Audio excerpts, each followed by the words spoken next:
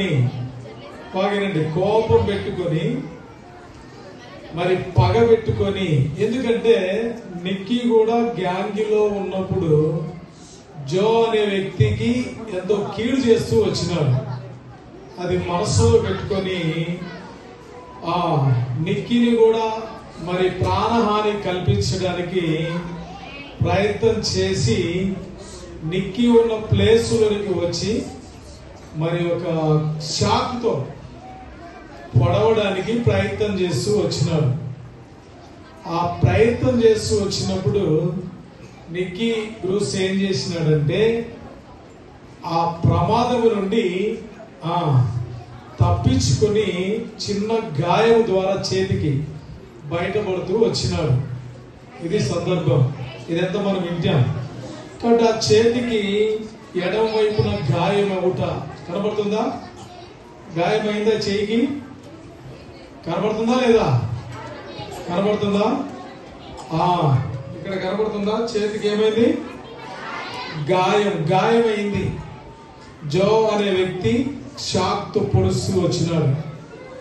వాస్తవానికి ఎక్కడో తగిలి ప్రాణ నష్టం కలగవలసింది అతడు తప్పించుకొని చెయ్యికి మాత్రమే ఏమవుతా వచ్చింది చెప్పండి, గాయం అవుతా వచ్చింది. అందరు నాకెళ్ళి చూడాలా?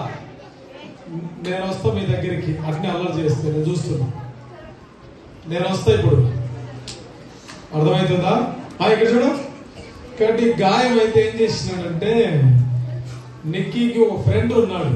ఎవరు చెప్పండి? ఇస్రాయేలు అని ఒక ఫ్రెండ్ ఉన్నాడు. నిక్కీ ఆ గాయమైన వెంటనే ఇస్రాయేల్ దగ్గరికి వెళ్తూ వచ్చినాడు. ఇస్రాయేలు జో వచ్చినాడు. ఏం చేస్తూ వచ్చినాడు? షాక్తో నన్ను పొడుస్తూ వచ్చినాడు. నేను తప్పించుకున్నాను, ఈ గాయం ఏం చేయాలి అని ఇజ్రాయెల్ అడిగినప్పుడు ఇస్రాయేల్ ఏం చేస్తూ వచ్చినాడంటే నిక్కీకి పరిచయం ఒక ఓల్డ్ ఫ్రెండ్ ఒక అమ్మాయిని ఇజ్రాయెల్ నిక్కీని కలిసి తీసుకొని హాస్పిటల్లో అడ్మిట్ చేస్తూ వచ్చినారు. ఎక్కడ చేసినారు? హాస్పిటల్లో ఎవరిని అడ్మిట్ చేసినారు? నిక్కీని అడ్మిట్ చేస్తూ వచ్చినారు. చేసి వచ్చినాక ఏం జరుగుతూ వచ్చింది అంటే నిక్కీకి మంచిగా డాక్టర్లు మత్తిచ్చి ఆపరేషన్ చేస్తూ వచ్చినారు. చెయ్యికి ఏం చేసినారు?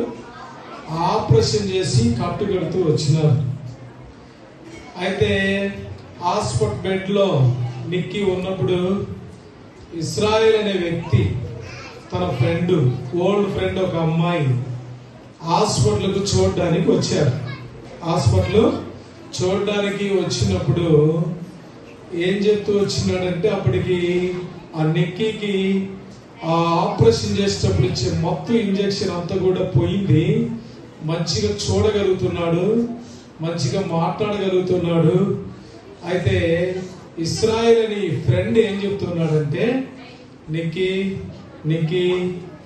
నాకు ఒక ఆలోచన వస్తుంది. వింటున్నారు ఆయనక?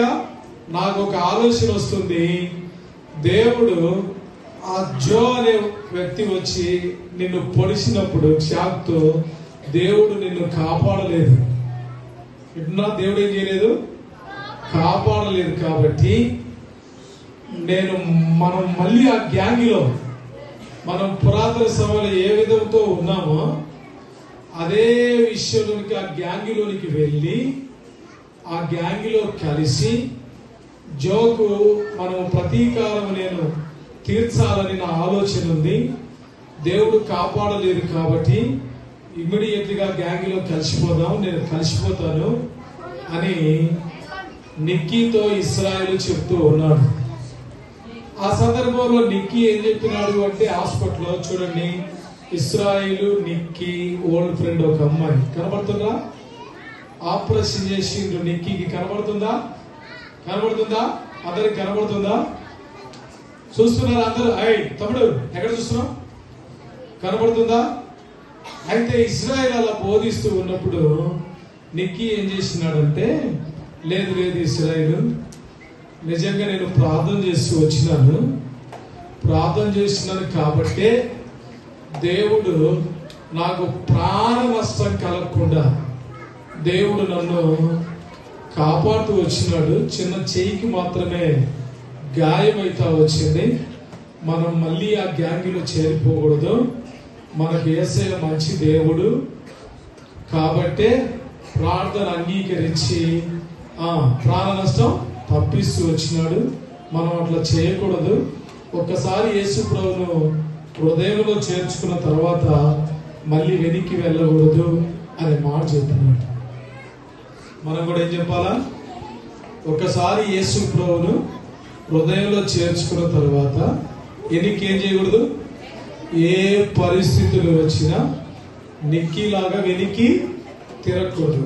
ఇశ్రాయేలు వెళ్ళిపోయిన తర్వాత ఏం జరుగుతా వచ్చింది అంటే ఈ నిక్కీలో కూడా కోపం వచ్చేసింది. అవును కదా, నేను ఎంత ప్రార్థన చేస్తూ ఉన్నా మరి జో అనేవాడు వచ్చి ఏం చేస్తూ వచ్చినాడు, నన్ను పొడిచినాడు. నిజంగా నేను కూడా వెళ్ళి ఆ గ్యాంగ్లో చేరిపోయి ప్రతీకారం తీర్చుకుంటే బాగుండేమో అనే ఆలోచనలు మెరుగుతా ఉన్నాయి. అంత లోపల అక్కడ ఒక నర్సు హాస్పిటల్లో ఉన్నాడుగా. నీకు ఉన్నాడా లేదా? హాస్పిటల్లో ఉన్నాడా? హాయ్, ఇక్కడ చూడండి అమ్మాయి, ఇక్కడ చూడండి, ఇక్కడ చూడండి, నాకేం చూడండి. హాస్పిటల్లో ఉన్నాడా? హాస్పిటల్లో ఉంటే ఒక నర్సు వచ్చి ఏం చేస్తా వచ్చిందంటే అతనికి ఒక టిఫిన్ ఏర్పాటు చేసుకొని అతని దగ్గరికి తీసుకొచ్చినప్పుడు నిక్కీకి చాలా కోపం వచ్చేసింది. చెప్పండి, నిక్కీకి ఏమొచ్చేసింది?